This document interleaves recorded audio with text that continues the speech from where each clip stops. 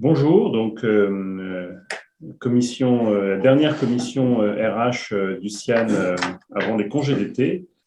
Donc je suis ravi aujourd'hui donc de recevoir Patrick Plactor à ma gauche, Cédric Filet à ma droite et donc Aymeric Hamon qui est en ligne pour évoquer les secteurs qui recrutent et les nouveaux outils du recrutement. Donc, avant de démarrer, donc, je vais présenter les intervenants. Donc, Cédric Filet est le fondateur et le directeur général de Aldelia, qui est une société qui, entre autres, fait du portage sur le continent africain, qui est présente dans 18 pays, bientôt 20, dont le siège est à Londres et qui gère aussi une plateforme dont Cédric parlera à la fin de notre commission, qui s'appelle Ariba.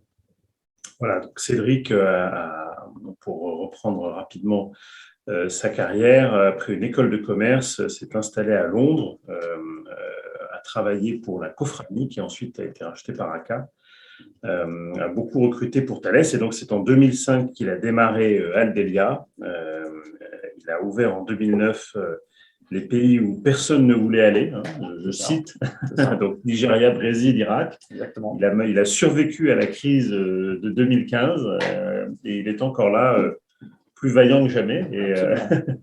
Et donc, avec un beau succès, en tout cas, sur le continent que je laisserai développer un peu plus tard. Donc, Patrick Plactor, l'éminent Patrick Plactor, qui est Managing Partner international de Alexander Hughes Afrique Search. Donc, Afrique Search, qui est le cabinet de recrutement historique du recrutement en Afrique, hein, puisqu'il a fêté ses 25 ans. En fait, nos 25 ans. Voilà, donc belle performance, et donc qui est associé avec Alexander Hughes depuis 2-3 ans. 5 ans. 5 ans, pardon. Voilà, ça passe vite. Depuis 5 ans, donc une présence dans 10 pays, le siège à Paris. 10 pays en Afrique. 10 pays en Afrique. Donc, globalement, on est dans 40 pays. Voilà, pour la partie Alexander Hughes, exactement. Et donc, recrutement exécutif, conseil RH, gestion du changement, conseil en réorganisation pour une clientèle aussi bien privée que publique et parapublique sur le continent. Absolument. Voilà. Et donc, Patrick, alors, une belle carrière en ressources humaines, puisqu'il a démarré chez Gap aux États-Unis en 1993. Il a été, entre autres, DRH de Phonehouse, de ADA, de CBRE, de Hoche et d'Edelman. Et donc, il est chez Afrique Search Alexander Hughes depuis 3 ans. 3 ans, c'est ça, au moment de la... Et après. Et puis enfin, Aymeric Hamon, qui est en ligne, et donc qui lui est responsable du développement international de Humo. Alors, il est basé à Nantes. Humo est présent dans 6 pays d'Afrique et assure des prestations d'intérim, donc à peu près 7000 intérimaires aujourd'hui au planning. Et donc, Aymeric, alors Humo est présent en Afrique depuis 1999, et donc Aymeric, avant d'occuper ce poste régional, les avait rejoints et avait ouvert le Mali en 2017.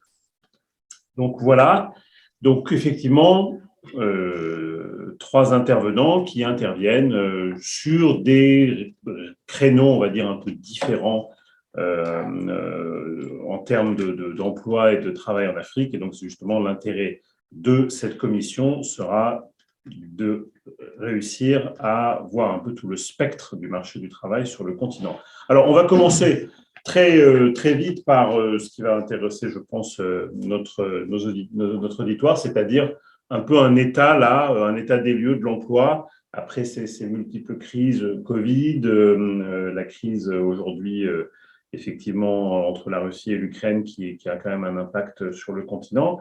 Donc, je vais peut-être commencer par Patrick. Là, comment est le marché là, si on prend sur le premier semestre 2022, quel est ton point de vue?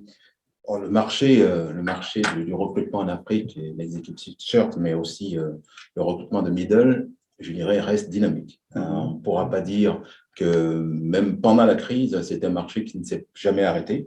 L'Afrique ne s'est pas arrêtée réellement. Donc, sur le premier semestre, le marché reste dynamique. Moi, je verrai la chose de deux façons. D'abord, du côté de nos clients. Ce qu'on remarque surtout, c'est qu'aujourd'hui, nos clients nous demandent beaucoup de recruter de profils africains. C'est une demande qui est récurrente, c'est quelque chose qui nous revient depuis les 5 dernières années. Donc, des Africains au niveau local, mais aussi beaucoup d'Africains au niveau des diasporas africaines un peu partout dans le monde. C'est aussi un marché, malgré tout, pénurique en exécutif, tant en exécutif que sur des postes de middle. Ça s'explique simplement parce qu'aujourd'hui, puisque moi je l'explique souvent sur le non-match, la non-correspondance des systèmes éducatifs et des profils qui sont sur le marché. Et à ça se couple cette envie de recruter africains au niveau local, moins d'expatriés aujourd'hui. Donc, on se retrouve sur un marché qui devient très, très pénurique, où on est obligé d'aller chercher non seulement en Afrique, mais aussi partout dans le monde. D'où notre partenariat avec Alexander qui nous aide à aller faire cette recherche-là. Du côté candidat, ce que je dirais, c'est qu'on est sur un marché où on constate que les candidats, en tout cas des diasporas, ont du mal à connaître les canaux pour aller chercher un emploi en Afrique. Donc, on a un vrai travail à faire, nous tous de notre côté, pour montrer aux candidats comment chercher du travail en Afrique. Ça, c'est une première chose. Et puis, je termine sur les sujets de formation continue, où on remarque en Afrique, beaucoup de jeunes s'engouffrent dans des filières qui n'ont pas de débouchés. Et aussi des jeunes diplômés des diasporas qui sont ici en Europe sont aussi un peu dans la même situation. Donc, nos clients commencent à pallier à ça par des systèmes d'écoles, de formation interne, d'académie interne, ainsi de suite. Voilà, c'est ce que je peux dire sur notre perception. Un tableau plutôt optimiste, plutôt en tout cas positif en termes d'offres, et après plutôt la problématique de remplir en fait avec des candidats qui ne sont pas toujours là, ou parce que pas en nombre suffisant, parce que pas formés comme ils le devraient, ou parce que mal informés pour trouver des opportunités sur le continent. Complètement. Il y a le manque d'information, le manque de formation de bon niveau, même pas de bon niveau, de formation adaptée aux besoins du marché. Et puis, cette crainte aussi de jeunes qui ne connaissent pas ou ont du mal à décider à rentrer au pays. Il y a plusieurs freins. Moi, on analyse le marché, je l'analyse en 3 tranches. Il y a les jeunes DIP qui sont entre 25 et premier emploi à 30 ans. Là, on va trouver des gens qui ont envie d'y aller parce que aller en Afrique, pour eux, ça a un sens. Lorsqu'on rentre dans la tranche 35-45 ans, on est déjà marié, on est en Europe, on a un système éducatif, un système social qui fait qu'on n'a pas forcément envie de bouger. Donc, c'est plus difficile d'aller chercher les candidats dans cette zone-là. Après, ça se réouvre à partir de 50 ans, où les enfants sont grands, vont à l'école, et on est plutôt aussi en quête de sens. Donc, on retrouve aussi beaucoup de manque des diasporas aujourd'hui qui ont envie de rentrer dans. Donc, le marché dynamique, positif, du travail à faire, et on continue à le faire. Très bien. Alors, Cédric, donc toi, tu es sur un marché alors, qui n'est pas seulement énergie et oil and gas, mais on va dire qu'il était beaucoup. Donc, sur ton marché, aujourd'hui, là, sur ce premier semestre, ouverture de pays, donc j'imagine aussi que globalement, l'image est plutôt optimiste. Non, on est très optimiste. Effectivement, depuis le début d'année, depuis janvier, on a recruté en moyenne 150 personnes par mois. Tout secteur. Donc, ça va de l'agro-business à la tech, en passant par la logistique, les transports, le minier, le secteur public. Donc, on voit une très grosse augmentation de notre activité. C'est vrai qu'on va recruter des profils aussi bien des cols bleus que des top middle management, voire des board members. Clairement, on voit une demande de profil africain. Et de toute façon, la compétence est en Afrique, donc autant recruter localement. Je rejoins ce qui a été dit, effectivement, la mauvaise connaissance des canaux de la part des candidats, on l'a pallié grâce à la digitalisation. Notre plateforme que l'on développe depuis 2 ans, Arriba Jobs, parce qu'aujourd'hui, jusqu'à présent, les talents nous disaient on ne sait pas où trouver des jobs avec les sociétés internationales. Nos clients nous disaient on ne sait pas recruter des talents locaux, on ne sait pas les trouver. C'est encore le cas, mais en tout cas, il existe au moins un outil ou peut-être plusieurs outils où on va trouver ces personnes-là. La formation et, je dirais, l'employabilité de manière générale, parce que la formation, souvent, n'est pas forcément toujours adaptée aux besoins. Donc, on travaille en amont avec nos clients en développant des observateurs des compétences. De quoi on va avoir besoin? Est-ce que les compétences sont présentes sur place dans les pays limitrophes ou alors aller vraiment à l'international pour chercher ces personnes-là. Et suite à ces observateurs des compétences, on peut orienter tel ou tel candidat, tel ou tel talent à suivre telle ou telle formation.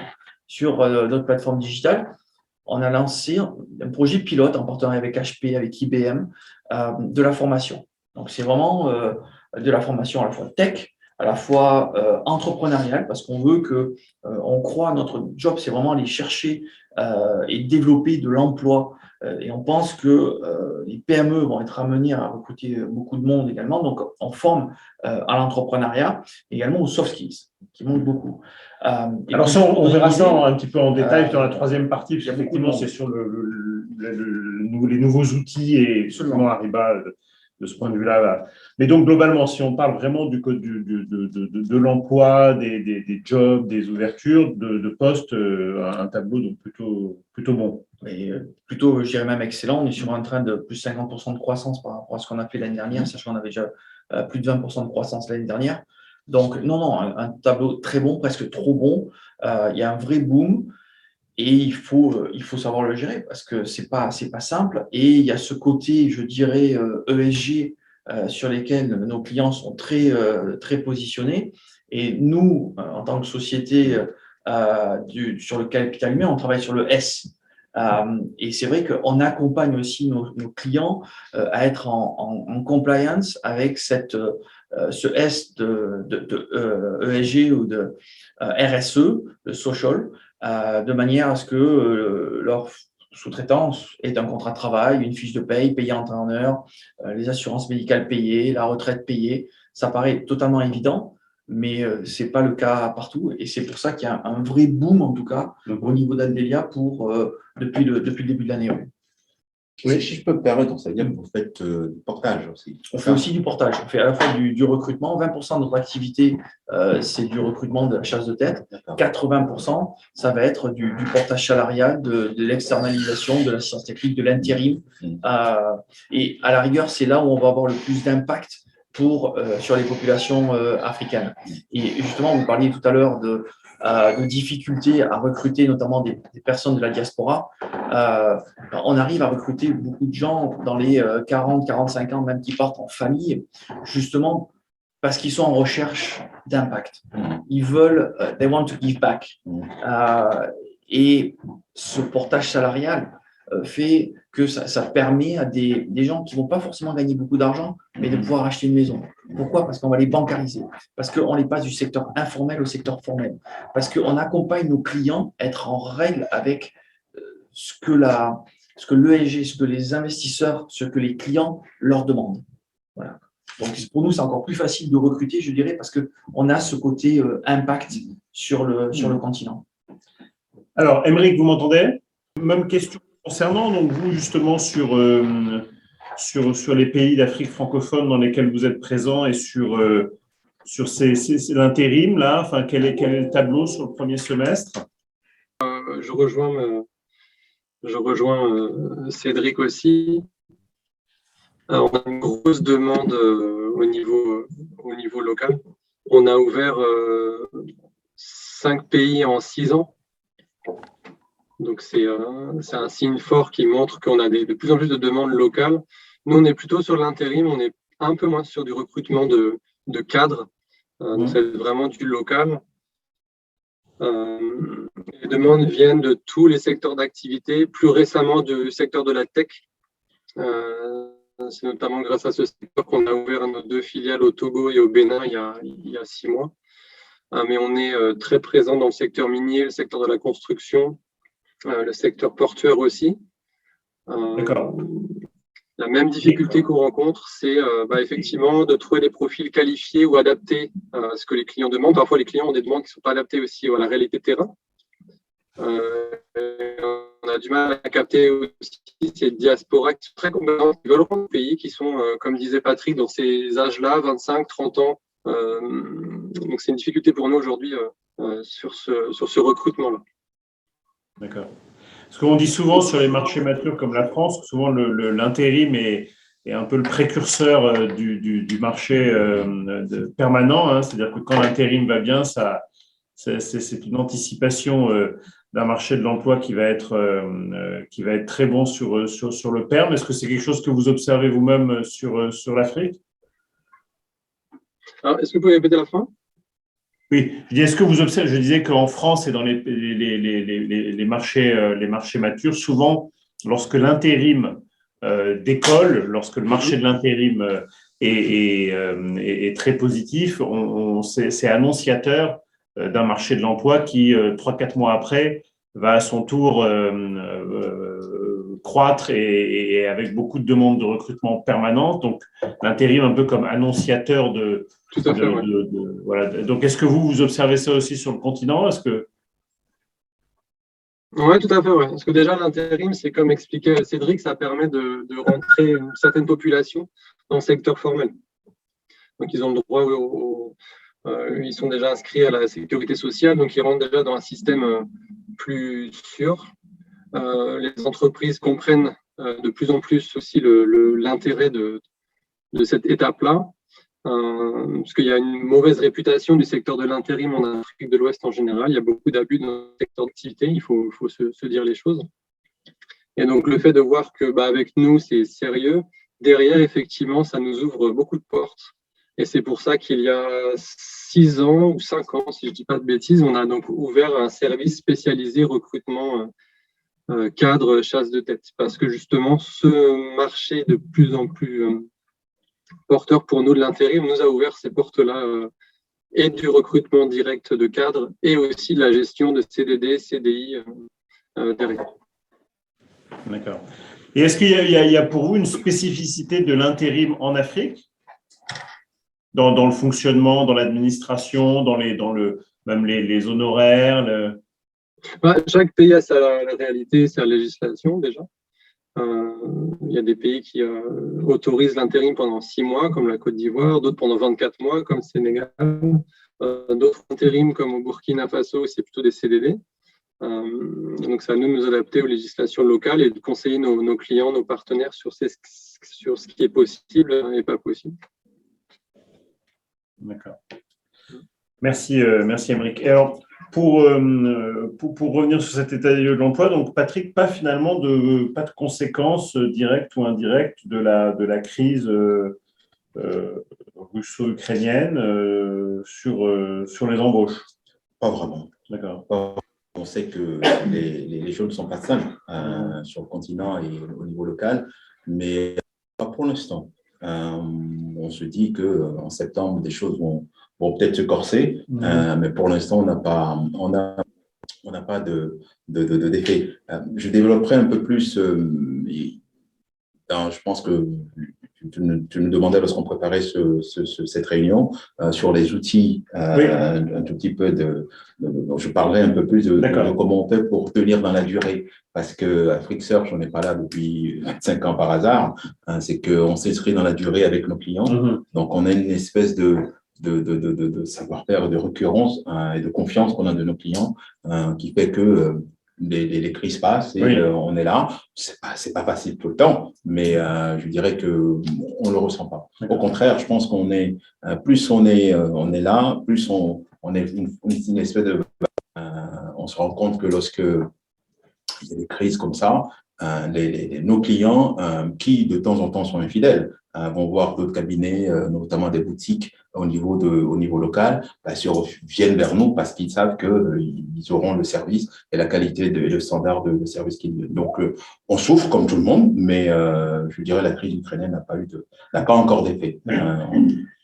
Et toi, Cédric, est-ce qu'au contraire, peut-être un effet plutôt peut-être positif pour certains pays pétroliers ou miniers? Alors clairement, la seule difficulté que l'on a vue, c'était avec des clients russes, très clairement, qui ont eu un manque de ressources financières, donc il a fallu qu'on se réorganise. Mais sinon, au contraire, que ce soit au niveau énergétique ou agroalimentaire, on voit bien même des pays qui vont sortir du lot ou même du bois, qui pourraient être amenés à remplacer l'Ukraine en termes de production de céréales. Le fait qu'on soit présent sur les pays, on est donc présent aujourd'hui dans 18 pays, on sera présent dans 23 pays, on a des patrons et des patronnes locales qui connaissent parfaitement bien le tissu économique. Le fait qu'on soit présent aussi au côté international, ça nous permet de pouvoir échanger, de partager. Et c'est un trépied, ça pour notre stabilité avec ce côté digital. On couvre vraiment tous les environnements pour comprendre vraiment comment ça se passe localement. Et aujourd'hui, cette activité, notamment agro-business, est en train de vraiment se développer. Et je pense que l'Afrique a compris qu'il fallait produire, mais qu'il fallait transformer également. On va y venir, effectivement. Donc, alors, juste avant, Virgile, est-ce qu'il y a des questions? Non? Je n'ai pas de questions. Je tiens juste à préciser que j'ai un petit problème avec la caméra, je ne sais pas pourquoi, mais on peut toujours vous entendre tout à fait. J'ai demandé, tout va bien. D'accord, bon, ok, tant mieux. Deuxième partie donc, de cette table ronde, donc effectivement, les secteurs, je vais rebondir sur ce que tu viens de dire, Cédric, donc l'agro, donc, qui effectivement, là, du fait de la situation internationale, donc est-ce que tu peux, quelques spécificités peut-être des recrutements en secteur agro? Alors, il y a plusieurs points. Effectivement, il y a l'activité internationale, mais également cette partie ESG, où il y a un grand nombre de populations qui étaient employées, qui étaient externalisées, sans forcément être pleinement dans le secteur formel. Donc, nous, on arrive justement avec nos modèles, avec nos standards de qualité internationaux, pour justement mettre en règle et passer ces employés du secteur informel au secteur formel. On les bancarise, on les paye, on apporte le contrat de travail, on paye les taxes, l'assurance médicale. Donc l'assurance médicale, l'impact, c'est une amélioration de la productivité et une diminution de l'absentéisme. On ne va plus faire la queue toute l'après-midi pour aller chez le médecin. Et ça, c'est la partie émergée de l'iceberg que l'on voit. La partie immergée, c'est au niveau des enfants. C'est des enfants qui vont à l'école en meilleure santé. C'est des enfants qui font des études plus longues, qui ont des meilleurs salaires, des meilleurs jobs, qui se marient plus tard, qui ont des enfants plus tard. Donc, et ça, c'est notre impact, nous, au quotidien sur le continent. Et c'est pour ça, encore une fois, qu'on attire de plus en plus de monde à venir travailler chez nous pour participer à cet effort. Après, effectivement, ce qu'on voit aussi, c'est de plus en plus une transformation des produits, des matières premières sur le continent. Jusqu'à présent, allez, si je prends l'exemple de l'anacarde, de la noix de cajou, elle était produite, par exemple, en Côte d'Ivoire et exportée sur l'Asie, le Vietnam, pour qu'elle soit traitée, pour qu'elle soit décortiquée, etc. etc. On travaille maintenant avec nos clients pour construire des usines pour que la transformation se fasse de manière locale. Et quand je dis local, c'est même pas Abidjan, c'est Bouaké, on va dans les fermes, dans les plantations. Et donc ça, il y a un vrai changement à ce niveau-là. On le voit aussi dans l'industrie. On ne le voit pas que dans l'agroalimentaire, mais on voit une industrialisation de l'Afrique. Donc, d'où beaucoup plus de recrutement. Beaucoup. D'accord. Patrick, est-ce que sur cette partie agro, est-ce que tu constates la même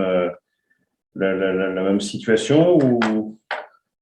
Je dirais le drame de l'Afrique, c'est l'Afrique a à peu près 60% des terres cultivables dans le monde et on se retrouve à être sur ce continent à dépendre des pays occidentaux. Donc ça, c'est un drame.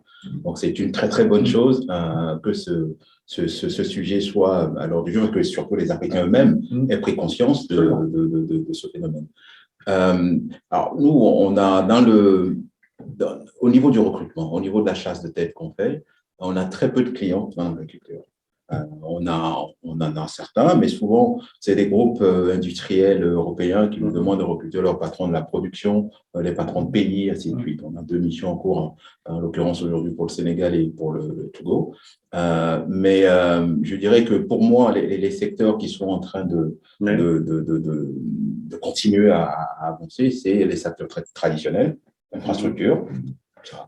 Ça n'a jamais arrêté, mais ça continue.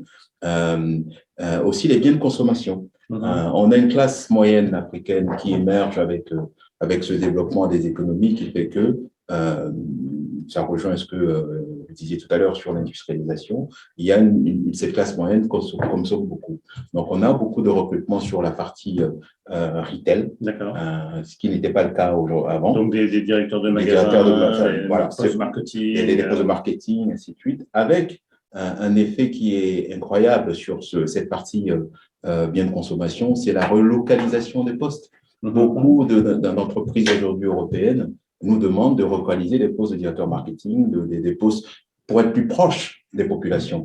Parce que lorsqu'on demande à checker à Abidjan et on demande à un directeur marketing qui est basé à Paris, c'est pas la même chose. Donc, on assiste à ce phénomène-là de relocalisation de postes de très bon niveau sur le continent. Après, donc, je parle de ces 2 secteurs qui sont traditionnels, mais il y a un secteur qui irrigue tout ça, c'est les télécoms et la techno. Tout ce qui est technologie, finance, les tech, ces métiers sont en train de boomer, mais ces métiers viennent irriguer ces secteurs traditionnels qui sont et tirent le marché du recrutement vers le haut aussi. Parce que c'est des postes de e-commerce, mobile banking. Absolument. Donc, ces secteurs-là, je dirais que c'est des secteurs nouveaux sur le marché. Donc, ils amènent du sang neuf. Donc, et on va même voir les gouvernements qui aujourd'hui, jusqu'à présent, font passer les candidats, en tout cas, ne recrutent pas toujours par les mêmes canaux. Aujourd'hui, puisqu'ils sont dans la dynamique d'aider cette technologie et cette financiarisation, beaucoup de gouvernements passent aussi par nous en tant que cabinet pour faire des recrutements aujourd'hui, ce qui était moins vrai il y a quelques années. Donc, je dirais que les 2 secteurs, c'est bien de consommation, infrastructure et puis la technologie qui irrigue tout ça. Il y a un dernier secteur qui n'est pas un vrai secteur, mais on voit aussi venir des demandes de plus en plus, c'est l'entrepreneuriat. C'est un secteur. Je vais mettre ça sous forme de secteur parce que les Africains sont très dynamiques aujourd'hui en création d'entreprises. Et c'est ce qui accentue aussi parfois la pénurie sur le marché. Souvent, c'est des gens qui partent d'entreprises, des gens de bon niveau, qui se disent pourquoi je ne le ferai pas pour mon employeur, pourquoi pas moi-même. Donc, on a une concurrence en recrutement sur des salariés qui partent et qui montent leur structure. Alors, comment est-ce que nous, on intervient là-dessus? On voit beaucoup d'intrapreneuriat. On voit beaucoup de chefs d'entreprise, des champions africains, aujourd'hui des malgaches, ainsi de suite, qui ont réussi et qui aujourd'hui investissent dans ces jeunes qui partent de chez eux. Et on voit aussi l'intrapreneuriat qui est en train de se développer. Donc, de grandes entreprises qui accompagnent finalement les départs pour quand même garder un… Complètement. Donc, je dirais, à côté de ces gros secteurs, je mets l'entrepreneuriat qui est un vrai sujet pour les pays africains aujourd'hui et qui accentue la pénurie de profils pour les entreprises dans ce problème. Et justement, sur cette partie, alors là, c'est une question qui vous concerne tous les deux, puis ensuite, je donnerai la parole à Aymeric. Sur la partie tech, alors bon, on voit aussi en France, aujourd'hui, il y a une pénurie de profils, et puis je le vois chez mes collègues qui interviennent sur le marché français, et donc ça peut obliger aussi certaines entreprises à ouvrir un peu le panel des candidats et à investir finalement sur des profils qui… de toute façon, des profils qu'ils recherchent n'existent pas. Est-ce que c'est quelque chose que vous constatez, que tu constates par exemple sur la partie tech en Afrique, sur ces postes comme ça un peu nouveaux? Est-ce qu'il y a un peu plus d'ouverture d'esprit côté client pour des profils atypiques? Je dirais que pas vraiment. C'est sur ce secteur-là où je dirais qu'on a presque plus de compétences en Afrique, parce que l'Afrique, contrairement à ce qu'on pense, en technologie, est en train de prendre une sacrée avance. Voilà, complètement. Donc, on trouve, lorsqu'on va en Afrique anglophone, on va au Kenya, au Rwanda, c'est des vrais hubs technologiques aujourd'hui. Donc, en termes de profil, Ces profils-là, on les trouve. Je dirais que là où c'est difficile, le profil de bac plus 3 ingénieurs, on arrive à les trouver. Et c'est aussi dans cette population-là où on trouve des jeunes des diasporas qui ont envie d'entrer. Ils font plus le pari de rentrer. Que plus pour les jeunes agronomes qui ont fait leurs études à Bordeaux et autres, eux, ils n'ont pas forcément envie d'entrer. Mais sur le secteur tech, on se rend compte que ces jeunes-là ont plus une appétence à rentrer sur le continent. Alors, moi, Même constat, moi, nous recrutons beaucoup, c'est la question d'être orientée aussi vers les sociétés françaises. On recrute beaucoup de talents africains pour venir travailler en France. De plus en plus, il y a une énorme appétence de la part des ESN. Donc, tout ce qui est société digitale, société informatique, start-up, scale-up, qui sont très ouvertes par rapport à justement ces profils un peu atypiques. J'étais encore ce matin en rendez-vous, on recrute beaucoup de profils. On a des partenariats justement sur la formation avec IBM, HP, Microsoft. Là, on vient de former 155 personnes au métier de la technologie au Nigeria. On a formé 100 femmes au métier de la techno en Côte d'Ivoire.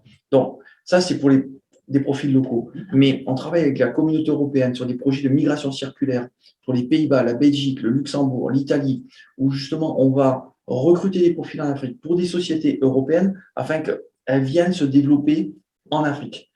Et ça marche très fort. Ce n'est pas que dans la tech, on l'a vu dans l'agrobusiness, dans des élevages de poulets, par exemple, dans beaucoup de secteurs. Ce côté migration circulaire fonctionne très fort. Mais les profils tech sur l'Europe arrivent très fort. Alors, je ne sais pas si vous serez d'accord avec moi, mais les profils tech, il y a un pays en particulier où on voit beaucoup de ce flux, c'est la Tunisie. On a beaucoup sur le profil tech informatique. Je dirais les Tunisiens, je ne sais pas ce qui se passe en ce moment, viennent beaucoup en Europe. Parce qu'on la voit en Afrique noire, nous, on le remarque moins, on remarque moins ça. Les jeunes sont, enfin, Orange ouvre des labs un peu partout sur le continent, ils ont moins envie de partir en ce moment. Mais j'ai l'impression que c'est le Maghreb. Mais ça risque, ça pose aussi un problème, notamment en Tunisie, auprès des PME et des startups tunisiennes. C'est-à-dire qu'il y a quand même un gros départ de talents tunisiens. Alors nous, on ne va pas recruter forcément en Tunisie, mais on recrute beaucoup Côte d'Ivoire, Sénégal, Ghana, Nigeria pour l'Afrique de l'Ouest, mais également Tanzanie, Ouganda, Kenya, Afrique du Sud, Égypte pour ces talents-là. Parce qu'effectivement, la Tunisie est un pool restreint. Il faut quand même faire attention aux économies locales et il faut avoir une approche quand même à long terme. Donc, effectivement, il y a beaucoup de talents qui cherchent à s'expatrier. Mais étonnamment, on va commencer à recruter aujourd'hui des talents sénégalais, ivoiriens, pour venir travailler au Maroc, pour venir travailler en Tunisie. D'accord. Alors, Aymeric, vous, de votre côté, sur les secteurs qui recrutent et sur le domaine de l'intérim et des pays dans lesquels vous êtes, qu'est-ce que vous constatez comme secteur moteur? Surtout mine, construction, logistique. On a une grosse demande au niveau de tech qui a commencé il y a 2 ans, qui est en train d'exploser, mais c'est des demandes sur des courtes. Bon, après, c'est le principe de l'intérim, mais c'est plutôt sur des périodes de 6 mois, on va dire. Alors que tout ce qui est mine, construction, c'est sur des périodes de 24-36 mois, donc c'est plus intéressant, plus stable. Et on a aussi, comme expliquait Patrick, une grosse demande assez récente sur tout ce qui est start-up. Start-up locales avec des produits très intéressants qui ont un gros besoin en ressources humaines locales, qui n'ont pas les budgets de multinationales. Et donc, on essaie de leur trouver des solutions adaptées, parce que c'est un secteur qui est assez nouveau aussi pour nous. Et on ne peut pas facturer une start-up comme on facture une multinationale. Il n'y a pas d'intérêt pour eux, pour se développer derrière. Après, on a donc le secteur logistique aussi, comme j'expliquais. Mais surtout, voilà, les métiers et industrie. Mine, construction, logistique, industrie, c'est vraiment les gros secteurs d'activité pour nous. Et est-ce que vous voyez, alors là c'est une question d'abord pour vous Aymeric et puis ensuite pour Patrick et Cédric, est-ce que vous voyez justement alors un peu plus de difficultés à recruter pour des secteurs comme l'agro, comme le pétrole, comme la mine, comme la construction, qui peuvent avoir des contraintes importantes en termes de localisation? C'est-à-dire qu'effectivement, ce qu'on appelle le travail en site isolé, est-ce que c'est quelque chose qui aujourd'hui est un petit peu plus difficile à vendre à des candidats et d'autant que justement, ce sont des secteurs qui vont être, enfin, qui sont en train pas d'exploser, mais en tout cas de croître assez rapidement. Pour des profils expatriés? À la fois les deux, c'est-à-dire aussi bien en contrat local qu'en contrat d'expatriation. Ça dépend du secteur. Ça dépend du secteur. Le secteur minier, il est très intéressant en termes de rémunération. Donc, même si c'est un site isolé, les conditions difficiles, en général, les mines n'ont pas trop de soucis à recruter. Les industries, ça va être un peu plus compliqué parce que ce n'est pas les mêmes budgets. Tout dépend du budget, en fait, du salaire. Mais parfois, on a des demandes assez complexes, de profils assez pointus, dans des zones en plus pas forcément évidentes. Au Mali, Burkina, ce sont des pays qui sont en guerre, faut le rappeler. Donc, il n'y a pas tout le monde qui accepte, même localement, de partir au nord travailler. Donc, ce n'est pas forcément évident dans certains secteurs, notamment les ONG. On travaille aussi beaucoup avec les ONG. Mais en général, on arrive quand même à trouver des solutions pour ces demandes particulières dans des sites qui sont isolés. Cédric, sur cette question justement du site isolé, est-ce que tu ressens peut-être plus de difficultés qu'auparavant ou... Non, aucune.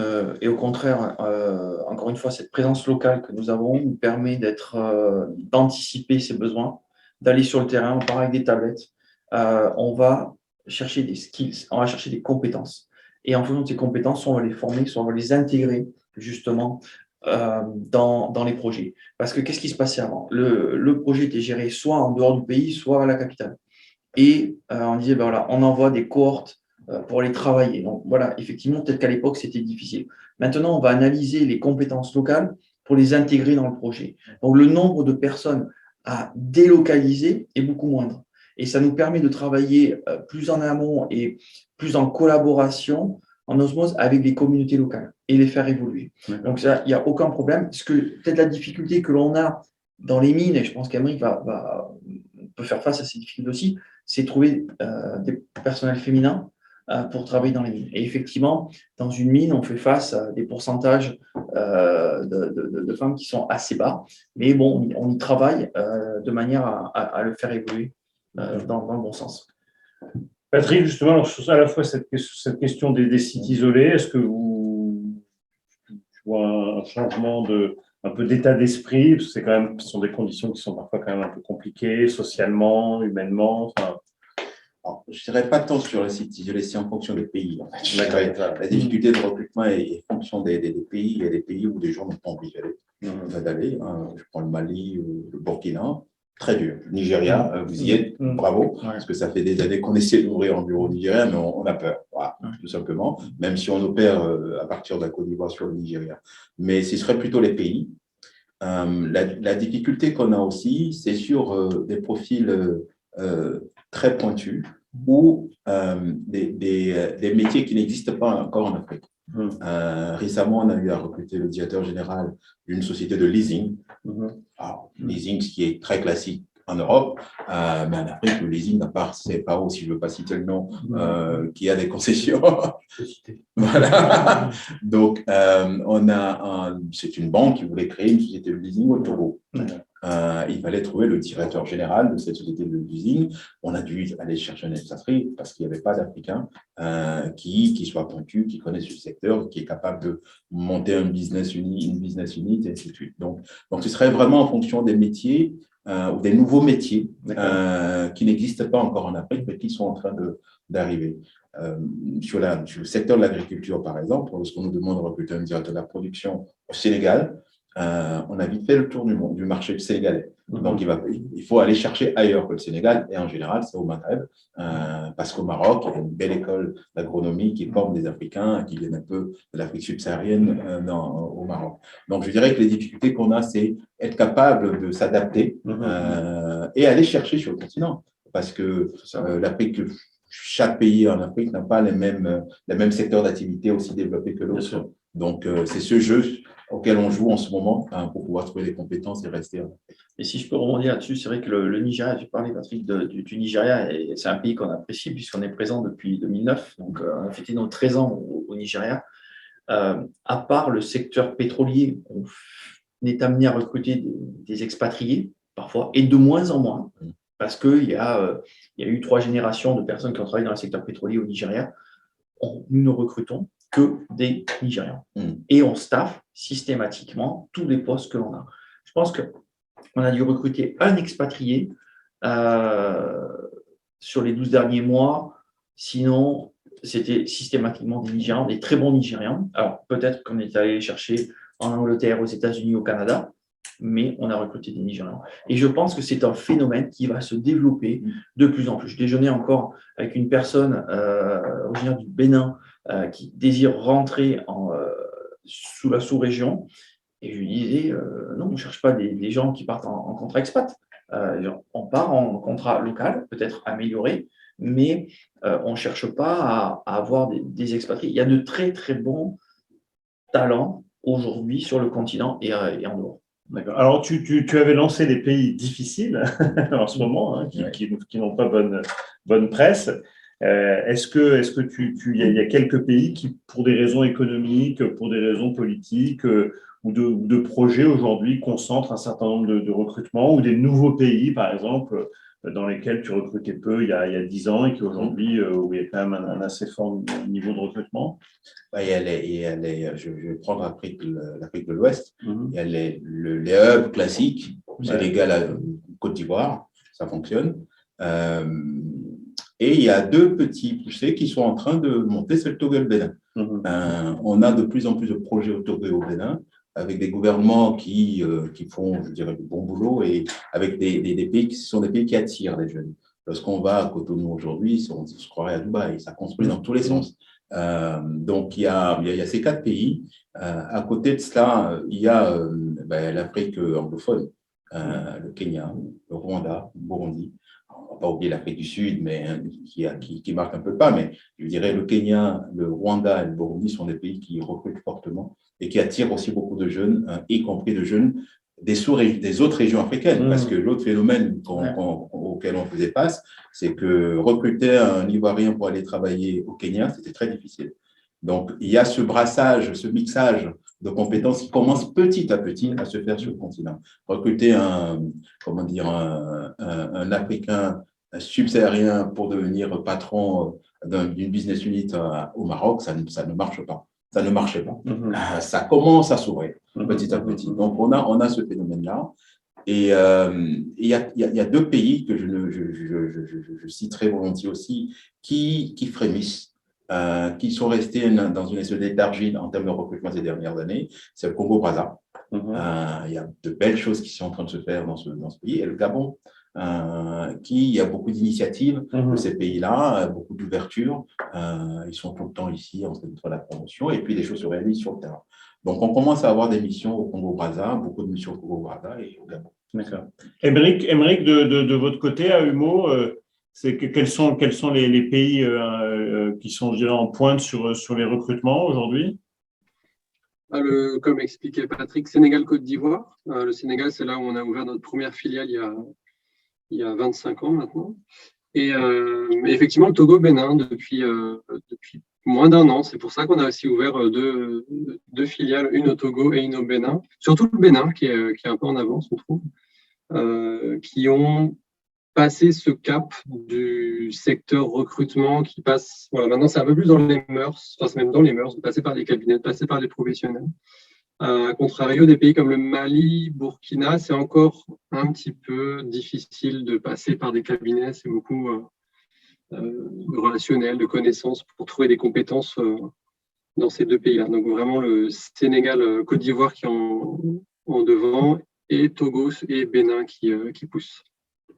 Cédric? Je reprendrai effectivement les usual suspects d'Afrique de l'Ouest, mais moi je parlerai également, parce qu'on a une grosse présence sur l'Afrique de l'Est et l'Afrique australe, l'Ouganda, la Tanzanie. Tanzanie, nous on prévoit d'avoir à peu près 1000-1500 personnes sur les 12 prochains mois. Ça se développe très très fortement. Le Mozambique, le fait qu'on ait une présence quasi unique, on se développe très fortement sur ce pays-là. Je dirais les pays qui vont venir, je mets un petit billet sur la table, là, mais la Zambie, la Namibie sont des pays qui poussent très fort chez nous également, parce que Zambie, typiquement, tout ce qui est agro, Zambie, Zimbabwe, il va y avoir beaucoup de développement à ce niveau-là. L'Égypte est un mastodonte, tout comme le Nigeria. Pour nous, ça tourne, même si le Nigeria est une économie pétrolière. Aujourd'hui, il y a beaucoup d'autres choses, beaucoup d'industries, beaucoup de services. On grandit fortement. Le Ghana également se développe fortement. Et ce qui est intéressant de voir, et ce que tu disais, Patrick, c'est qu'il y a des mouvements de personnes. Et aujourd'hui, il y a un accord entre l'Égypte et le Ghana. Donc, nous, on va recruter des Égyptiens pour aller travailler au Ghana. La langue fait que, la tech fait que, les formations font que. Donc, aujourd'hui, on parlait de pays difficiles. Enfin, si quelqu'un connaît un pays facile, je suis preneur, parce que moi, j'en ai jamais vu. C'est complexe, c'est pas compliqué. Mais après, je regarde la belle carte qui est au mur, là. Même le Tchad, on a ouvert le Tchad et le Cameroun cette année.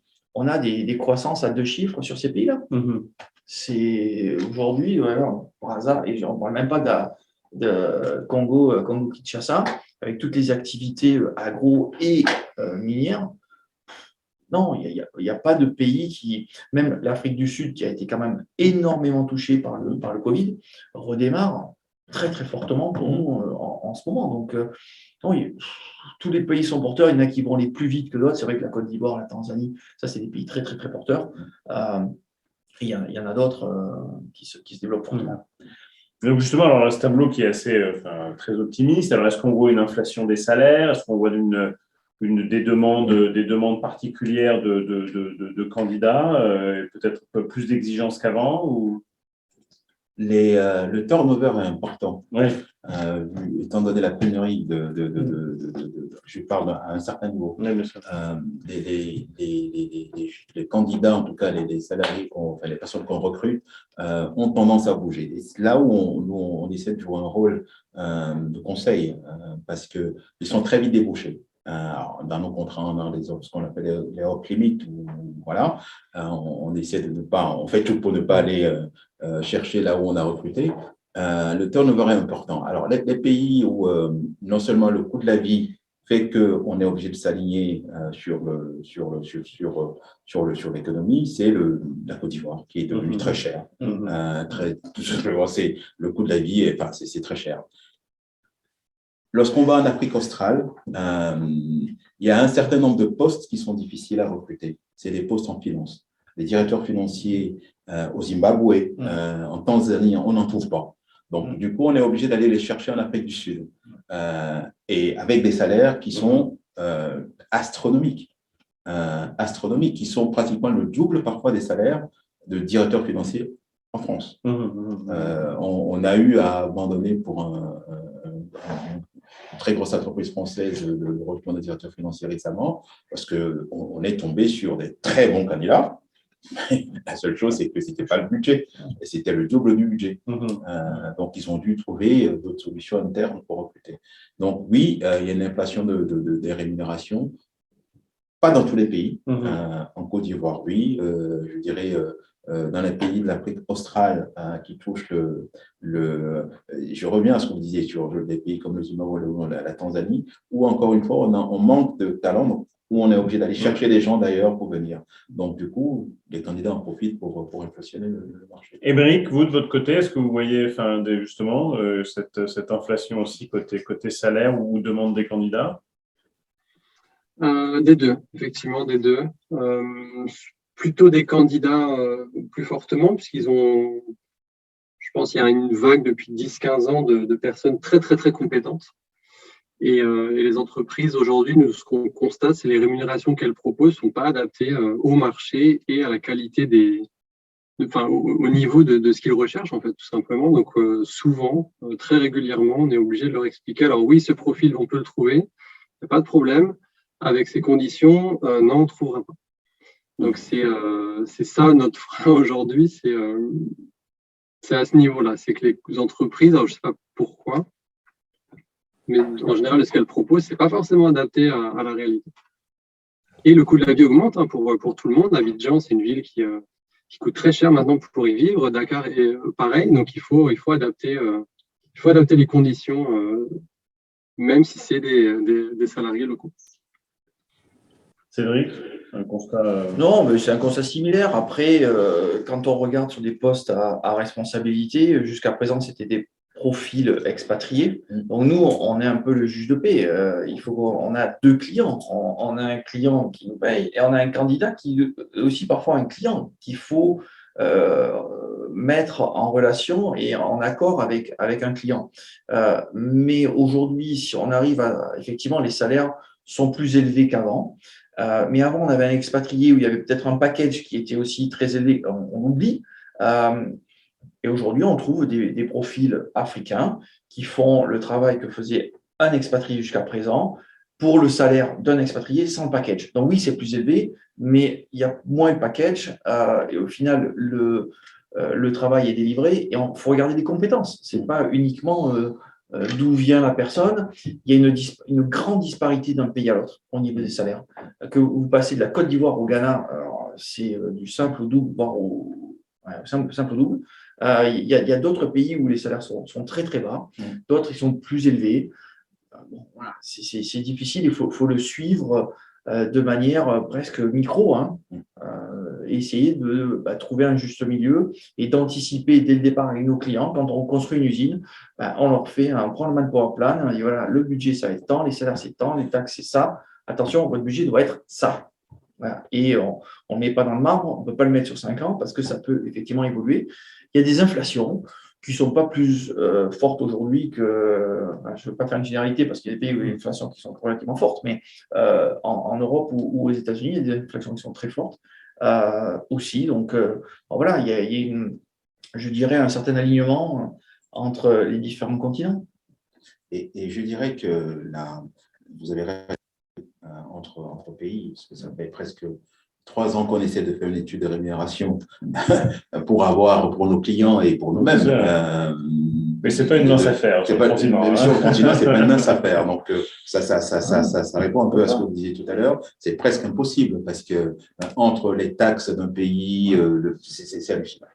Par contre, ce qu'on voit, la réponse que certains de nos clients apportent à cette histoire de rémunération qui s'inflationne, c'est qu'ils proposent de plus en plus de contrats locaux, y compris pour les expatriés. Ça, c'est une première chose. La deuxième chose, c'est que à un certain niveau, on voit aussi souvent des packages qui s'adaptent aux besoins du pays. D'un côté, on va avoir des groupes électrogènes, de l'autre, la livraison d'eau potable, des choses comme ça qu'on donne aux cadres dirigeants, qui sont des avantages en nature, autres que le salaire, mais qui permettent de compenser ces différences de rémunération. Donc, on voit beaucoup d'idées qui sont en train de naître. Avant, on parlait de groupes électrogènes, maintenant, ou de chauffeurs, ou de cuisinières, ou là, de plus en plus, je vois des livraisons d'eau potable. Enfin, il y a plein d'idées qui sont en train de naître pour compenser ces différences de rémunération qu'on peut avoir. Très bien. Alors, donc, on va passer à notre troisième partie. Alors, on a une question justement qui va nous permettre donc d'enclencher cette troisième partie. Donc, quels sont les canaux de recrutement pour les profils juniors? Une grande partie des offres d'emploi expat concerne les seniors. Alors, juste un petit message apparemment. Donc, Aymeric doit nous quitter, hein, puisqu'il est… voilà, donc je le remercie et je le salue. Donc, alors, effectivement, un junior, ce dont tu parlais tout à l'heure, c'est-à-dire ces profils 25-30 ans, qui ont l'impression, peut-être la frustration de ne voir que des offres réservées à des profils plus seniors. Comment faire? Alors, je sais que vous avez un certain nombre d'outils, de rencontres, de salons. Donc, est-ce que tu pourrais peut-être répondre à cette question et voir comment faire quand on a ce profil-là et où aller chercher l'information? Alors, depuis plus d'une vingtaine d'années, en ayant fait ce constat, Afrique Search, on organise chaque année à Paris ou dans les grandes capitales en Afrique un salon, un forum qui s'appelle Afrique Talent. Alors, Afrique Talent, c'est une journée ou 2 journées, ça dépend des formats, dédiés au job dating. Où là, pour le coup, on a un cabinet de chasse exécutif, mais là, on ratisse un peu large.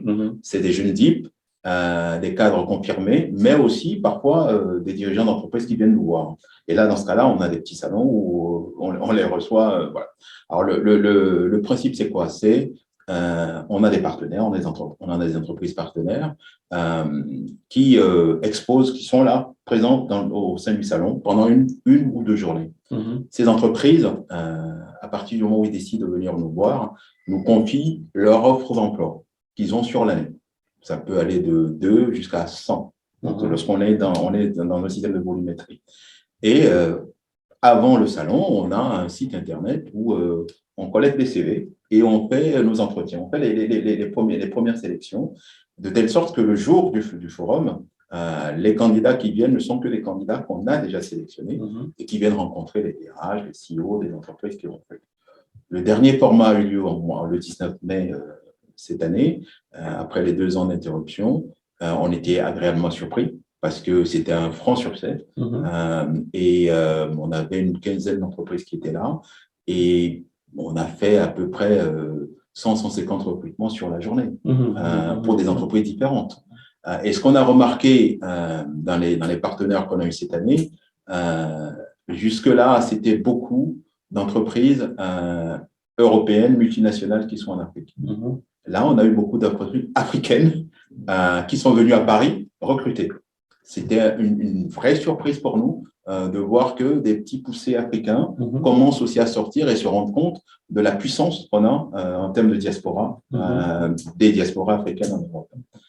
Donc ça, c'est l'Afrique Talent pour nous, c'est un vrai outil de non seulement de vulgarisation. Alors, durant ce salon, il n'y a pas que du job dating, il y a des ateliers.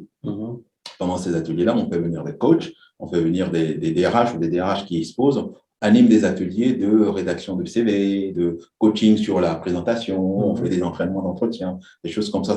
En fait, c'est vraiment 1 ou 2 journées qu'on dédie aux jeunes qui rentrent sur le marché de l'emploi, où on va leur donner les fameux canaux dont je parlais aujourd'hui pour aller chercher un emploi. Et on initie aussi avec eux une relation. Parce que le but pour nous, c'est de repartir de là avec un vivier de jeunes africains partout dans le monde ou en Afrique et qui cherchent du travail ou qui vont chercher du travail dans les années qui suivront.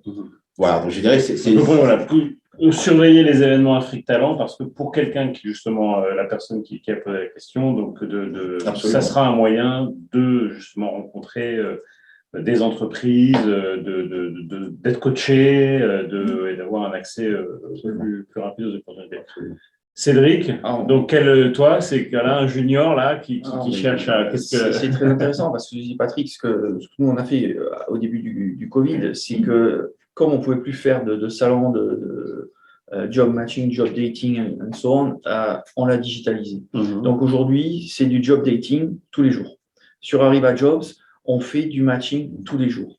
Et alors, juste, excuse-moi, parce qu'il y a des personnes qui n'étaient pas là peut-être au début, donc il faut rappeler que Arriva Jobs donc, est une plateforme qui appartient à Aldelia et qui est gérée par Aldelia. Exactement. C'est une plateforme de matching de CV en Afrique, essentiellement, même si aujourd'hui, je crois qu'on a une centaine de nationalités, c'est quand même forte orientation avec l'Afrique. Donc, c'est pour développer la visibilité et l'employabilité des talents. Donc, à la fois, vous allez trouver des jobs, vous allez matcher grâce à l'intelligence artificielle et depuis 3 mois, il y a des formations. Et comme on disait tout à l'heure, des formations techniques, des formations de soft skills, de présentation, comment faire son CV, comment se présenter, mais également de l'entrepreneuriat.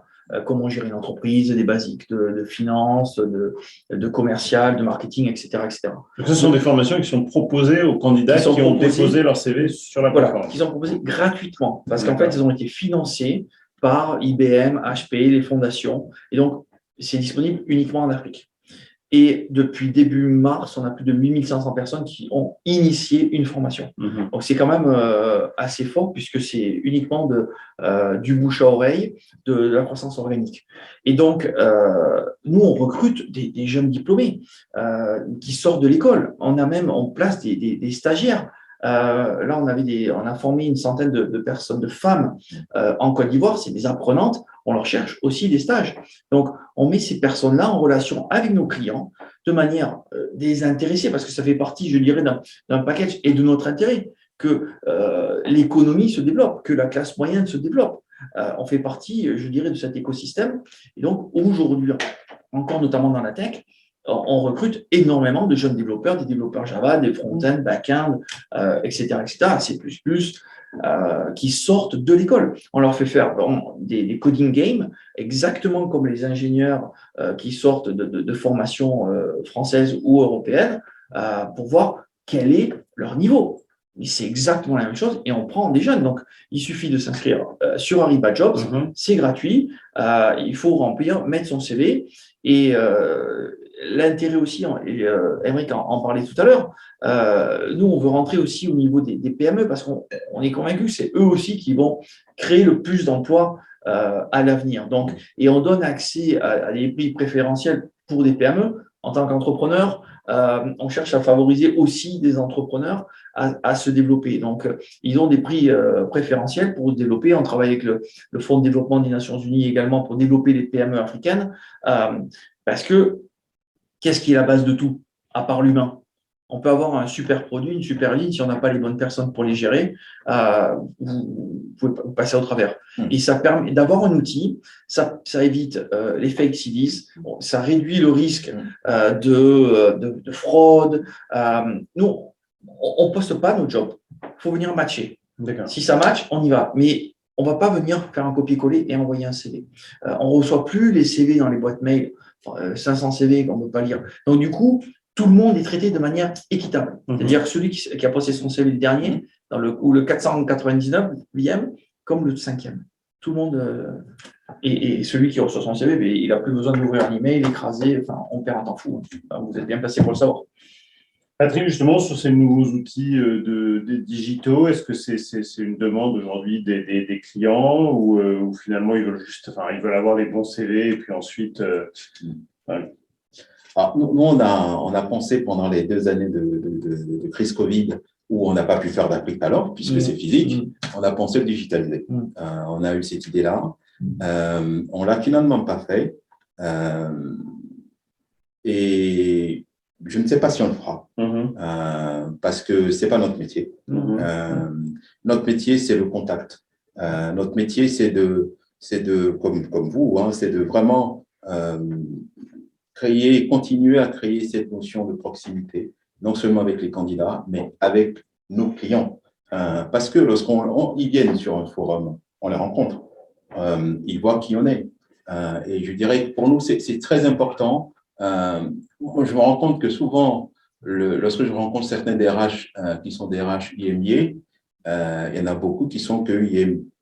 Le E, non. Voilà. Donc, en fait, les confronter au ciel, en tout cas leur donner l'opportunité pendant une journée, pendant 2 journées, de voir ces diasporas jeunes, dynamiques, venir sur un salon, les voir, je dirais physiquement, parce que c'est leurs relais qui sont sur le terrain en Afrique. C'est les responsables RH ou les directeurs RH qui sont sur le continent. Donc, ça, c'est aussi une opportunité pour nous de créer ce lien-là avec nos clients et puis leur montrer ce qu'on sait faire et la façon dont on le fait avec nos candidats parce qu'au final, on est en train on parle de soft skills, mais on parle d'humain. La machine nous aide, nous permet d'aller vite dans les process, mais nous, je pense qu'on restera sur ce process. Alors, sur cette façon de fonctionner. Ce qu'on a aussi créé pour aller dans les outils de recrutement, qui ne sont pas des nouveaux outils, mais qui se développent pas mal pour répondre aussi à un besoin du marché africain, c'est des programmes qu'on appelle dans certaines outils des programmes de high flyers ou des programmes de high po. Parce qu'on se rend compte que la formation continue n'existe pratiquement pas en Afrique. Donc, la pénurie de candidats, on répond à ça en créant avec certains de nos clients des programmes sur 1, 2 ou 3 ans où on s'engage avec eux à identifier des jeunes de 35-45 ans maximum, donc jeunes première expérience, partout dans le monde, venant de secteurs différents, ça peut être la supply chain, ça peut être du marketing, et qui à terme deviennent des patrons de pays. On a depuis 3 ans 4 programmes qui sont en route où nous on s'est engagé à leur recruter ces personnes-là, qu'ils recrutent pendant une année en général au siège ici à Paris ou en Europe. La deuxième année, ils les envoient en mission opérationnelle en Afrique. Et puis la troisième année, en fonction du niveau de la personne, ils prennent les postes à responsabilité. Et on couple souvent à ça des programmes de veille. C'est-à-dire qu'on veut sortir du recrutement en one-shot dans de vrais contrats de partenariat avec nos clients. Et on arrive de plus en plus à créer des contrats de partenariat où demain, je ne suis pas mandaté, mais je vois passer un candidat et j'estime que, parce que je connais bien la culture d'entreprise, j'estime que ce candidat irait bien chez tel client, que je me permets d'envoyer un mail au DRH en me disant, j'ai trouvé cette personne, je pense qu'il est bien pour vous, est-ce que ça vous intéresse? Avant même de signer le contrat. Et si ça intéresse, si ça match, c'est comme ça qu'on fait notre matching. Si ça match, on signe le contrat après. Et ça fonctionne très, très bien. Donc, c'est des choses qu'on a mis en place parce qu'on pense que ça correspond à un besoin du marché, où les recrutements ne se font pas au long cours et que c'est des histoires de longue durée avec nos clients. Donc high flyers, et à côté de ça, contrat de partenariat avec certains de nos clients, ça marche très, très bien. D'accord. Alors, je crois que Stéphane avait une question. Alors, j'ai plusieurs questions. La première, c'est pour Cédric. Qu'est-ce que vous entendez par migration circulaire? Je donne mes questions et puis après… Comme vous voulez. Ouais. Alors, migration circulaire. Après, j'ai une question à tous les deux, à Patrick et à Cédric. Parce que Patrick navigue entre le recrutement local et la diaspora. Et on comprend que c'est deux viviers différents. Concernant la diaspora, quand on sait que les personnes issues de la diaspora, finalement, ont la même formation que leurs collègues ex-expatriés ou métropolitains, donc les mêmes écoles, donc les mêmes prétentions en termes de salaire. Donc Cédric a signalé tout à l'heure que la différence était juste le package, quoique le package peut être complété, etc. Or, le fait d'être de la diaspora, est-ce que ça fait forcément quelqu'un qui connaît l'Afrique? Je ne suis pas persuadé de ça, que ce n'est pas parce qu'on est issu de la diaspora qu'on ait des meilleures connaissances de l'Afrique que d'autres, parce qu'en fait, ils ont, à part le fait d'avoir eu un grand-père issu du pays, etc. Donc, je voudrais qu'on éclaircisse ça. Et l'autre chose, c'est pour Cédric, c'est sur cette plateforme Ariba Job, comment marche le matching entre les CV et les demandes, puisqu'il y a c'est apparent automatique, je ne sais pas très bien comment ça marche.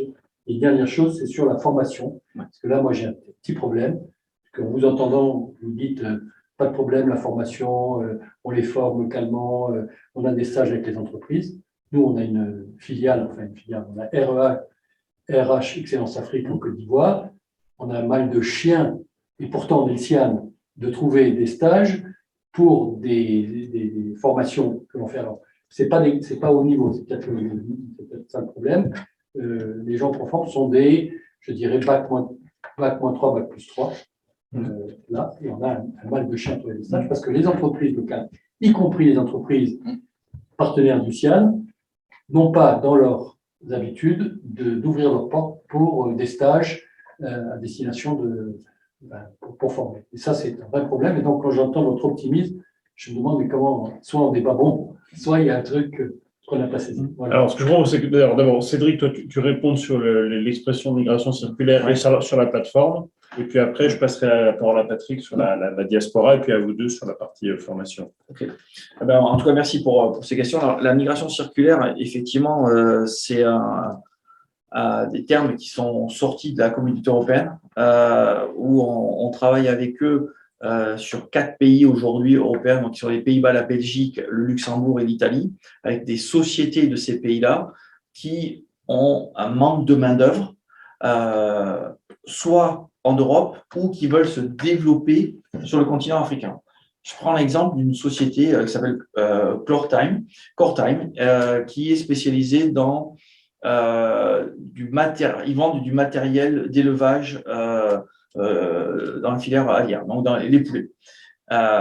Et ils voulaient se développer en Afrique. Donc nous, notre rôle a été d'identifier la personne technico-commerciale au Nigeria pour l'envoyer en formation un certain temps aux Pays-Bas, de manière à ce qu'il puisse revenir dans son pays d'origine pour développer l'activité.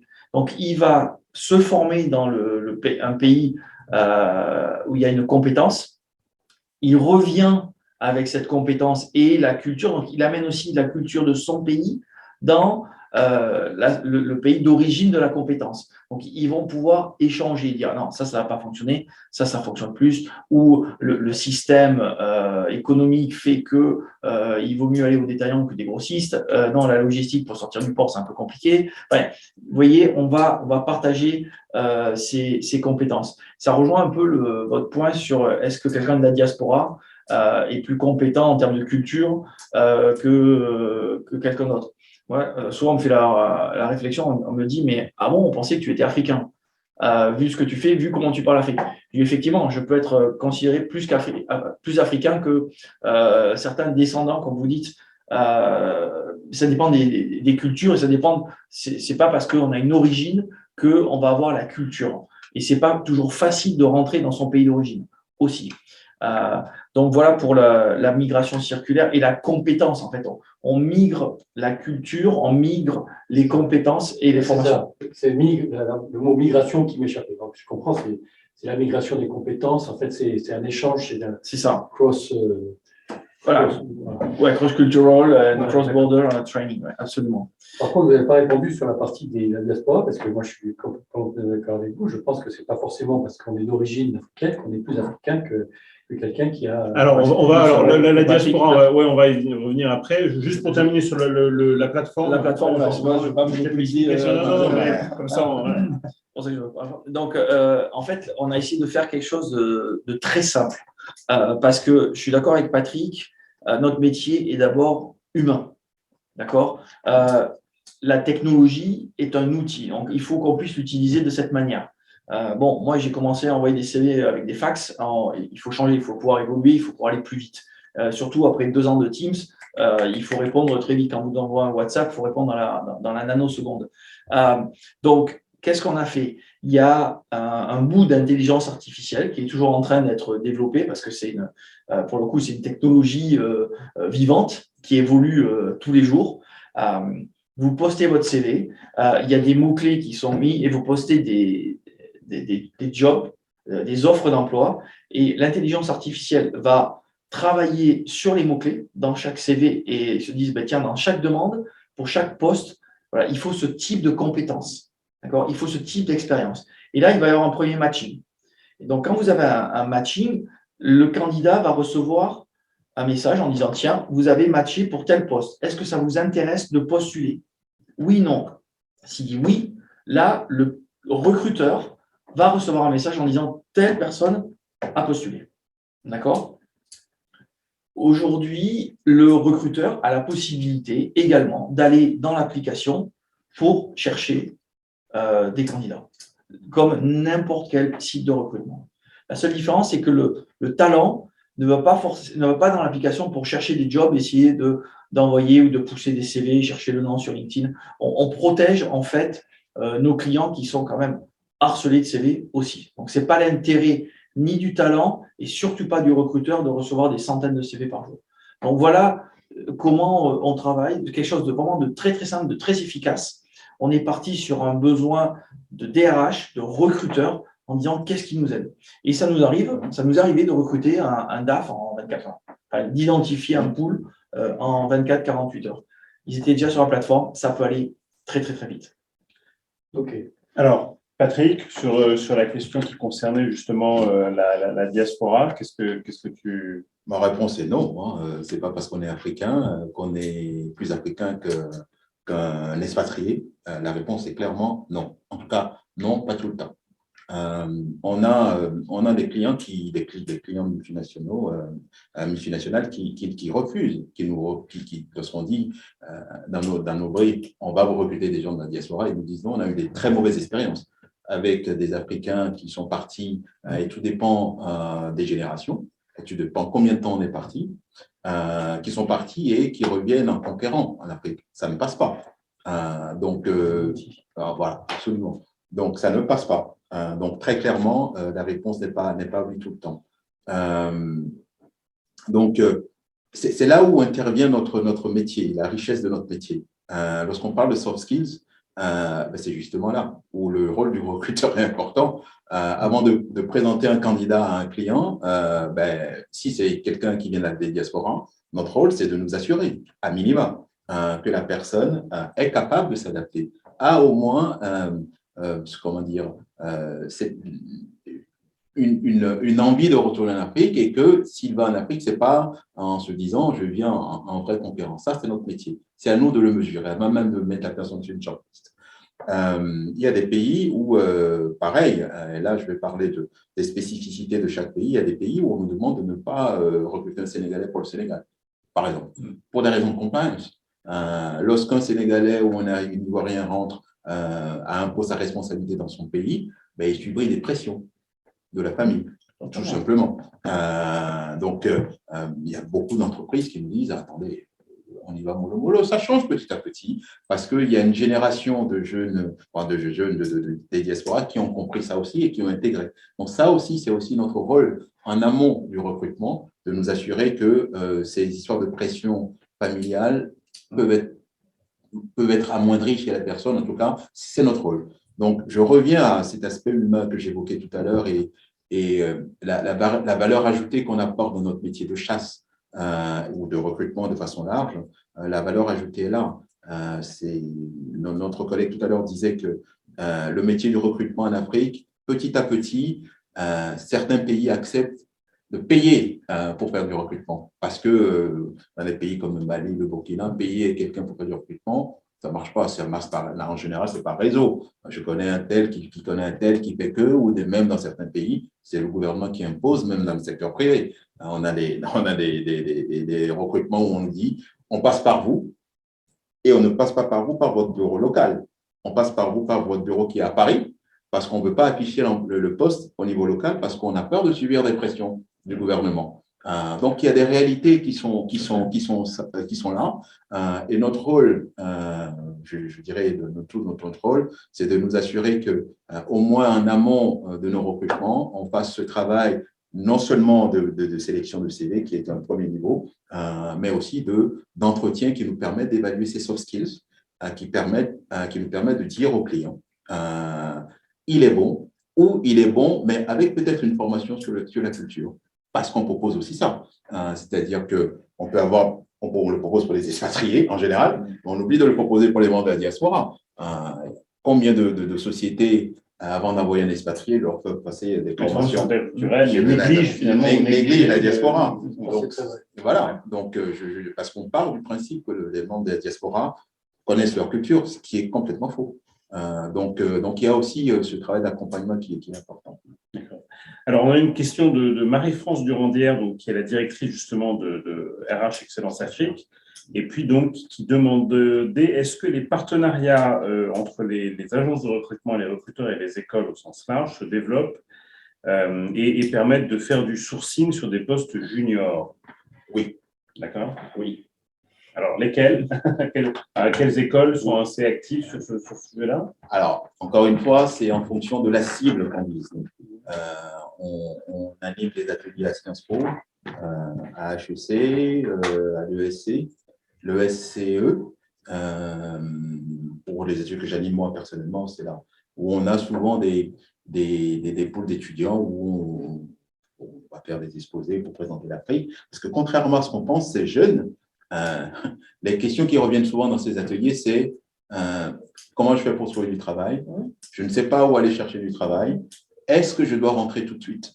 Souvent. Vu votre expérience, vous êtes comme nous. Est-ce que vaut-il pas mieux rester, avoir une première expérience en Europe et rentrer en Afrique tout de suite, ou est-ce que j'ai des chances de rentrer tout de suite? Donc, c'est des questions pertinentes de tout jeune, qui est jeune étudiant ou futur salarié, qui se posent. Donc, on doit être là aussi pour répondre à ces questions-là. Et je pense qu'on a une utilité vraiment réelle à faire ces partenariats avec les écoles. Alors, on devrait le développer plus. Là, on reste dans des écoles de haut niveau. Peut-être qu'il faut le descendre aussi dans des bac plus 2, là où moi-même je dis qu'il y a une pénurie. Donc, il y a aussi des diasporas qui sont dans ces niveaux-là. Alors, bon, c'est sûr que nous, on travaille avec les clubs Afrique de toutes ces écoles, mais surtout, on travaille avec les universités en Afrique. Donc, Sénégal, Côte d'Ivoire, Ghana, Nigeria, Mozambique, Ouganda, Tanzanie. On va dans les universités pour identifier, pour présenter, pour faire ces soft skills. On a encore plus besoin que les talents qui sont en France. Et aujourd'hui, on les accompagne, ils viennent s'enregistrer sur Ariba Jobs, ils suivent des formations supplémentaires. Alors attention, on ne peut pas tout faire digital. Hein. Le digital, c'est un outil, ça ne remplacera pas l'homme. Hein. Et effectivement, comme dit Patrick, ce n'est pas parce qu'il y a un pré-matching, un matching que l'on ne va pas faire d'entretien. C'est important quand même de faire les entretiens. L'intelligence artificielle, encore une fois, pour l'instant, c'est encore plus artificiel qu'intelligent. Ça travaille, mais ça évolue. Aujourd'hui, vous allez le voir, sûrement, là, il y a eu des communications qui sont sorties avec Pôle emploi. On a un partenariat avec Pôle emploi pour quand des profils, qui soient de la diaspora ou pas d'ailleurs, qui veulent aller travailler en Afrique, Pôle emploi est venu nous voir en disant qu'est-ce que vous avez, quelles sont vos offres, comment on peut les diffuser. C'est comme ça qu'on diffuse aussi des postes de stagiaires. Donc, il faut travailler sur tout l'écosystème. Il y a des maillons qui sont les universités, qui sont les agences de développement de l'emploi. On travaille avec l'agence de développement de l'emploi au Sénégal, au Nigeria, au Ghana, en Côte d'Ivoire, pour parler d'Afrique de l'Ouest. Voilà, pour partager nos offres, pour que les gens qui vont s'inscrire chez eux viennent être visibles sur Ariba Jobs. Vous voyez, c'est sur mon téléphone. Donc, quand les gens me disent, mais où vous voulez aller, que ce soit un chauffeur de taxi, je dis, inscrivez-vous. C'est gratuit, au moins vous serez là. Suivez la page LDLIA, on a plus de 100 000 followers sur LinkedIn, et elle grossit d'une centaine de personnes tous les jours. C'est comme ça qu'on communique, qu'on diffuse et qu'on parle. Et donc, oui, les partenariats avec les écoles, et Marie-France est bien placée pour le savoir, il faut faire ces partenariats avec les écoles parce que le bottleneck, il arrive ici. C'est-à-dire que les écoles aujourd'hui ne communiquent pas forcément avec les entreprises et vice-versa. Et nous, on est le lien, le maillon entre la formation et les besoins du terrain. Les partenariats avec les écoles, peut-être même des partenariats avec les cabinets de chasse. Tout à fait. Non, mais je réfléchis à haute voix. Hein. Non, mais il faut savoir qu'on a en parlé lors du Forum du Sien récemment. On travaille, il faut dire ce qui est, puisque là, on est entre nous, et les sociétés, on travaille très bien avec les sociétés anglo-saxonnes. Les sociétés francophones ont quand même du mal à travailler ensemble, à se mettre autour d'une table et dire, OK, qu'est-ce qu'on peut faire? Comment on peut le faire? C'est une grosse erreur. Les PME et les sociétés du CAC 40 ont du mal à travailler ensemble. Ça évolue. C'est bien. Nous, on intervient maintenant comme des business partners. Moi, je leur dis, je suis pas là, je suis plus un fournisseur. Je suis là pour que vous développiez. Si vos projets fonctionnent, si vous grandissez dans le pays, si vous développez, je me développerai avec vous. C'est mon intérêt de comprendre le global picture. C'est quoi? Il faut que c'est pas mon client que je dois comprendre, c'est le client de mon client. Parce que voilà, il a des attentes. Donc, effectivement, quand on regardait nous quatre autour d'une table, est-ce qu'on se rencontre en frontal régulièrement? Quasiment jamais. Quasiment jamais. Moi, parfois avec Emric, et pourtant, c'est peut-être avec lui que je travaille le plus. Vous êtes des grands groupes internationaux. Travaillons ensemble. Non, je suis ouvert et je suis ravi que vous tendiez la main. Moi, ça m'intéresse. Il faut travailler ensemble pour nos clients, pour les membres du CIAN, parce que ça a beaucoup de sens. On est extrêmement complémentaires. Alors, pour revenir parce qu'une question qui avait été abordée par Stéphane, qui concernait justement la formation et la difficulté donc qu'on pouvait avoir auprès des entreprises françaises, entre autres, hein, mais justement à collaborer sur des programmes de formation, à placer des stagiaires. Donc, sur cette problématique de la formation, vous avez l'air, vous êtes assez optimiste, vous dressez un tableau, en tout cas, il était plutôt… La formation, on y pense depuis 15 ans, on essaie de craquer le modèle. La formation, tout le monde en veut, tout le monde en a besoin, personne ne veut payer. Fact. OK, une fois qu'on a dit ça, on fait comment? Et je vous assure, on s'est creusé la tête. Donc, on s'est dit, on va voir si on ne peut pas digitaliser le modèle. Qu'est-ce qu'on peut avoir? Qu'est-ce qu'on peut digitaliser? On ne pourra pas tout digitaliser, c'est impossible. Ça va venir. Aujourd'hui, on travaille avec des sociétés qui font de la réalité virtuelle. Je ne sais pas si c'est incroyable ou effrayant. Vous prenez mon téléphone, vous mettez des lunettes en carton, vous le posez devant et vous rentrez dans une salle d'hôpital. Et vous formez des infirmières. Je l'ai vu. Alors moi, j'ai bien aimé faire une petite piqûre. C'était rigolo. Mais on peut aller très très loin. Mais sur des choses quand même basiques. On ne fait pas encore une opération à cœur ouvert. Mais on met en place, par exemple, des process. On met en place des systèmes de sécurité, de présentation, de customer service, de soft skills. Ça se met en place. Moi, je commence à challenger aussi mes clients qui me disent « Oui, mais nous, on n'arrive pas à recruter, on n'arrive pas à former, les gens ne sont pas bons, on est obligé de former nous-mêmes. » Je dis « Ok, vous avez investi dans des formations. » Oui, tout n'est pas propriété intellectuelle. Non, il faut l'ouvrir. Ce que vous avez développé, ce que vous avez investi, mettez-le en ligne. Mettez-le sur notre plateforme gratuitement. Et déjà, ça va développer votre marque employeur. Ça va créer un pool de personnes. Alors là, ça rechigne un peu. Mais on va y venir. On va y venir. Et c'est comme ça qu'on doit développer les choses. IBM, HP nous ont confié leur formation. Pourquoi? Parce que on est un route to market. Une fois que les gens sont formés, on a la possibilité de marketer, de rendre ces gens visibles. Parce que quand IBM a commencé avec nous, ils ont ouvert leur formation au Nigeria. 30 000 personnes se sont inscrites en 3 semaines. Autant vous dire que c'était panique à bord. Qu'est-ce qu'on va faire de ces gens-là? Parce que 30 000 personnes qui vous disent « Moi, j'ai suivi une super formation IBM, mais je n'ai pas de boulot. » Marque employeur, 0. Donc, ce n'est pas tout de former. C'est un écosystème qu'il faut mettre en place. Et il faut travailler ensemble. Il faut écouter les entreprises, de quoi elles vont avoir besoin. Il faut écouter les universités pour leur dire il vaut mieux former comme ça. Qu'est-ce que vous avez? Il faut aller dans les communautés. Qu'est-ce qui existe? Vous voulez un soudeur? Ok, il y a des gars qui soudent des châssis de voiture. Alors, ils ne sont pas certifiés, mais pour souder un châssis de voiture, moi, autant vous dire que je ne souderais pas votre châssis de voiture, ça serait trop dangereux. Mais on peut le reprendre et le certifier, ce gars-là, et le passer dans le système formel. Peut-être même le former à ce qu'il monte une structure de formation. Et pour diffuser, on a accompagné un client qui vendait des fenêtres à lu. Au début, ils ont envoyé une personne, on a fait son portage salarial. Quand ils ont vu que ça marchait, on a créé l'unité de fabrication. Et maintenant, on forme des poseurs. On forme des poseurs de fenêtres. Donc, ils viennent, on les forme. Et qu'est-ce qu'on fait? On leur donne les fenêtres de notre client pour qu'ils aillent vendre et ils aillent poser, en tout cas, les fenêtres de notre client. Mais voilà, il a fallu rentrer dans cette culture, dans cet écosystème. Donc, et encore une fois que c'est digitalisé, vous pouvez pousser un peu le modèle en disant on peut le rémunérer parce que parfois ce qui est gratuit n'a pas de valeur.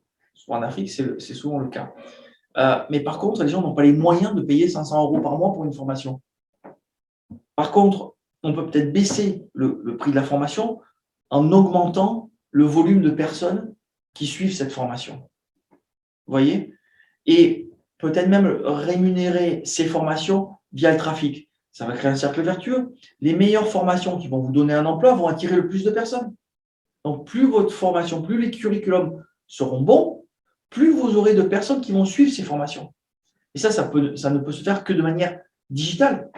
Parce qu'une salle de cours ne peut pas recevoir plus de personnes.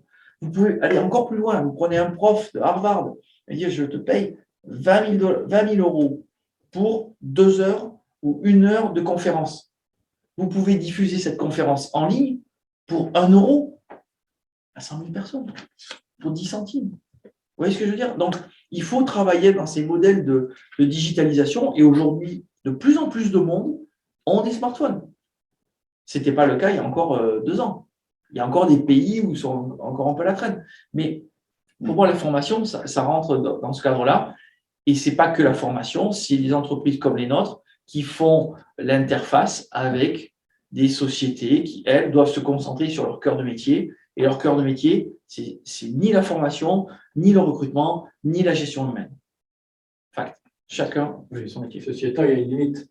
Parce que la formation digitale, et je suis complètement d'accord avec vous sur la méthode, sauf que si vous voulez former je sais pas quoi, un soudeur qui fait de la soudure sur des châssis de voiture, pour faire de la soudure à l'argon ou de la soudure sur du maritime, il faut bien à un moment donné qu'il soit quelque part avec un poste à soudure. Absolument. Sinon, ça va. Si vous Absolument. voulez former je sais pas quoi, un commis cuisine, s'il n'a pas épluché une carotte, une pomme de terre, vous n'en ferez jamais un commis cuisine, même avec le système virtuel le plus Absolument, mais on est obligé de les grossir. Ah oui, oui. On est obligé de les grossir. Déjà, le commis de cuisine, qu'il ait des soft skills, qu'il sache se présenter, qu'il sache faire cette relation client, cette communication avec son chef, avec ses employés.